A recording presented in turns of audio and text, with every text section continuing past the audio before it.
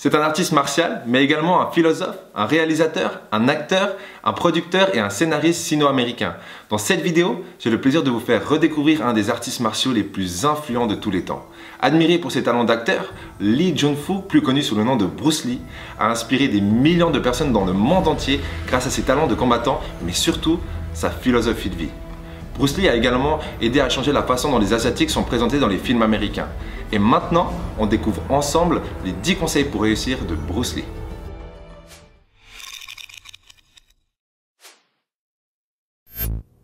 Tout type de savoir vient de l'enseignement que l'on se fait. Donc ils viennent et ils ne me demandent pas de leur apprendre à se défendre ou comment faire telle ou telle chose, mais plutôt de leur apprendre à exprimer leurs émotions par des mouvements. Que ce soit la colère, la détermination ou autre chose.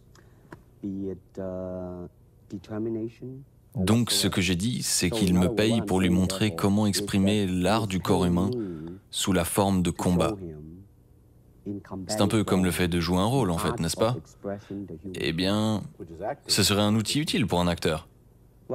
Ça peut paraître trop philosophique, mais c'est comme jouer en ne jouant pas, ou ne pas jouer en jouant.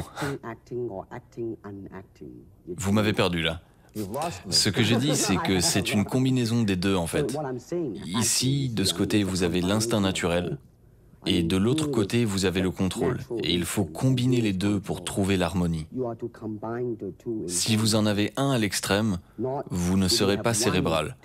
Et si vous avez l'autre à l'extrême, vous deviendrez un homme mécanique. Vous ne serez plus un être humain. C'est donc l'alliance des deux qui est un succès.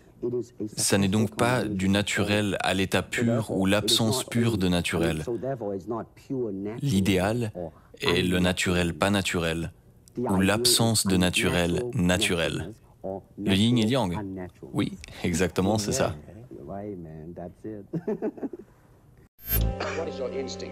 Quel est votre instinct? De prier. Dans cette position, vos bras sont inutiles. Oui. Vous pouvez me pousser ou me mettre des coups de pied? Non. Donc, si vous voulez survivre, que faut-il faire? Je ne sais pas. Mordez. Mordez? Ne sommes-nous pas des animaux? Ça va? Je peux pas vraiment dire que oui là-dessus. Le fait de mordre est efficace au corps à corps. Je ne prévois pas de mordre. C'est comme ça qu'on perd les dents. Il faut se souvenir de tant de choses. Si tu essayes de te souvenir, tu vas perdre. Vide ton esprit. N'aie pas de forme, comme l'eau. Maintenant, mets de l'eau dans une tasse. Elle devient la tasse. Mets-la dans une théière. Elle devient la théière. L'eau peut couler, peut se faufiler ou s'égoutter, ou même percuter. Sois comme l'eau, mon ami. Tu n'es pas prêt. Je sais. Comme tout le monde, tu veux apprendre à gagner. Mais pas comment accepter le fait de perdre. D'accepter la défaite. Apprendre à mourir, c'est apprendre à se libérer. Donc demain, il faudra que tu libères ton esprit ambitieux et que tu apprennes l'art de mourir. Bon courage, Mike. Fatalement, les arts martiaux peuvent se traduire par une chose. S'exprimer. C'est une chose très difficile à faire. C'est facile pour moi de faire un spectacle et d'être insolent et de me sentir envahi par une sensation prétentieuse et de me sentir cool. Je peux faire des choses fausses ou artificielles qui sont jolies. Mais de vraiment s'exprimer de manière honnête, d'être vrai, de s'exprimer de manière sincère, ça, mon ami, c'est une chose très difficile à faire. Et il faut s'entraîner. Il faut garder ses réflexes pour y avoir accès quand on veut. Quand tu veux bouger, tu bouges. Et quand tu bouges, c'est parce que tu es déterminé à bouger. Si je veux mettre un coup de poing, je le ferai de manière intentionnelle. Et c'est pour ça qu'il faut s'entraîner. Pour que le coup de poing et moi ne faisons plus qu'un. Ne pas être hésitant et avoir peur de me pencher un petit peu et bloquer l'angle de caméra. Il faut mettre ses hanches dedans et lâcher, canaliser toute son énergie là-dedans et transformer son poing en une arme. Je vois que tes talents ont outrepassé le niveau physique. Tes aptitudes sont maintenant à un niveau spirituel. J'ai plusieurs questions. Quelle est la technique la plus élaborée que tu espères atteindre? Ne pas avoir de technique. Quelles sont vos pensées quand vous faites face à un adversaire? Il n'y a pas d'adversaire. Et pourquoi donc? Parce que le mot « moi » n'existe pas. Alors, continue. Un bon combat devrait être comme une petite pièce de théâtre, mais jouée de manière sérieuse. Un bon artiste martial ne se crispe pas. Il se prépare. Il ne pense pas, mais ne rêve pas. Il est prêt à toute éventualité. Quand l'adversaire se dresse, je me contracte. Et quand il se contracte, je me dresse. Et quand il y a une possibilité, je ne le frappe pas. Il se frappe tout seul. Excusez-moi, je sais que je vous coupe en plein milieu de votre vidéo, mais si vous appréciez cette vidéo justement, n'oubliez pas de cliquer sur le pouce en l'air en bas à droite et de vous abonner à notre chaîne YouTube pour plus de vidéos comme celle-ci.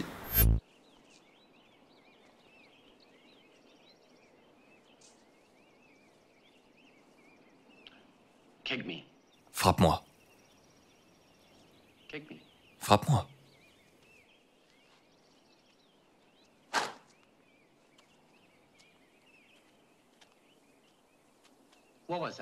C'était quoi ça? Une démonstration? On a besoin de contenu émotionnel. Maintenant, réessaye.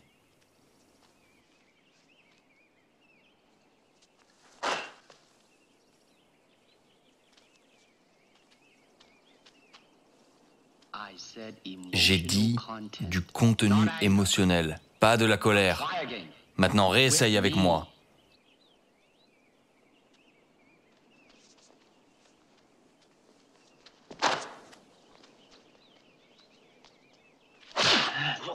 Voilà. C'était comment ça? Laisse-moi réfléchir. Ne réfléchis pas. Ressens.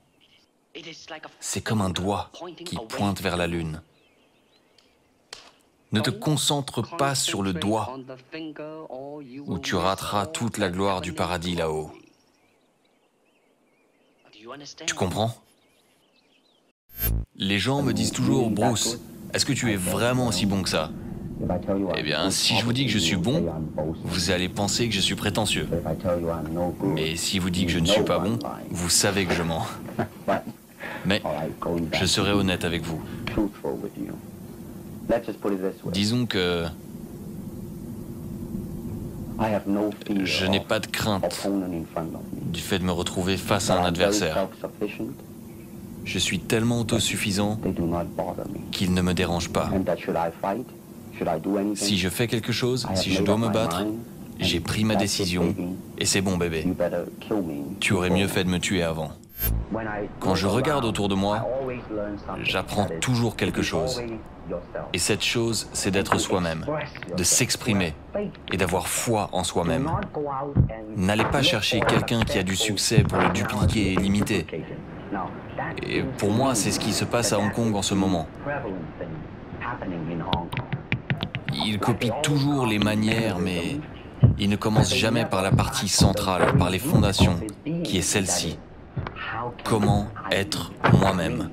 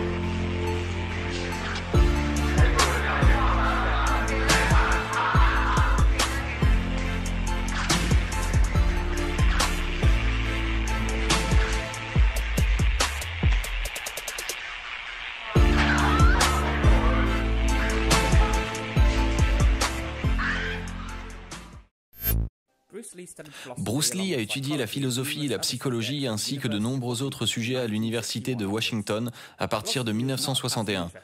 La philosophie n'était pas un intérêt éphémère, mais une véritable passion qui lui était aussi importante que ses arts martiaux. C'est intéressant de mettre la philosophie de Bruce Lee en contexte en considérant ses influences. Bruce Lee était chinois et vivait aux États-Unis, ce qui lui a instantanément donné une dualité intéressante. Comme nous allons voir, beaucoup de ses idées viennent de l'étude des arts martiaux et en particulier le Wing Chun. N'oublions pas également que Bruce Lee était en vie dans les années 60, période pendant laquelle la philosophie de l'Est était en vogue. Il n'est donc pas surprenant que Bruce Lee avait beaucoup d'idées et de notes sur des sujets très éclectiques. Comme tout bon esprit universel, Bruce Lee avait une grosse quantité de notes et faisait état de son régime, de ses entraînements et de ses idées philosophiques. Il se baladait toujours avec un carnet pour prendre des notes. Sa prédilection à prendre des notes est sûrement la première chose que nous pouvons apprendre de lui. C'est de ses ouvrages et de ses carnets que l'on connaît la majorité de ses idées qui couvraient à peu près tous les sujets que l'on peut trouver. Petit récapitulatif maintenant si vous le voulez bien. Le point 1, trouver l'équilibre. 2, vider son esprit. 3, apprendre à mourir. 4, s'exprimer véritablement. 5, comprendre la spiritualité. 6, utiliser son intelligence émotionnelle. 7, utiliser l'auto-persuasion. 8, avoir confiance en soi. 9, devenir un master. Et 10, avoir soif d'apprendre. Je viens justement d'écrire un commentaire en dessous de cette vidéo en disant que mon conseil préféré était le conseil numéro 10. Avoir soif d'apprendre. J'adorerais savoir quel est votre conseil préféré. Sinon, pour ceux qui souhaitent devenir indépendants financièrement et plus encore pour ceux qui souhaitent devenir la meilleure version d'eux-mêmes, rendez-vous sur argentrepreneur.com. Et maintenant, action!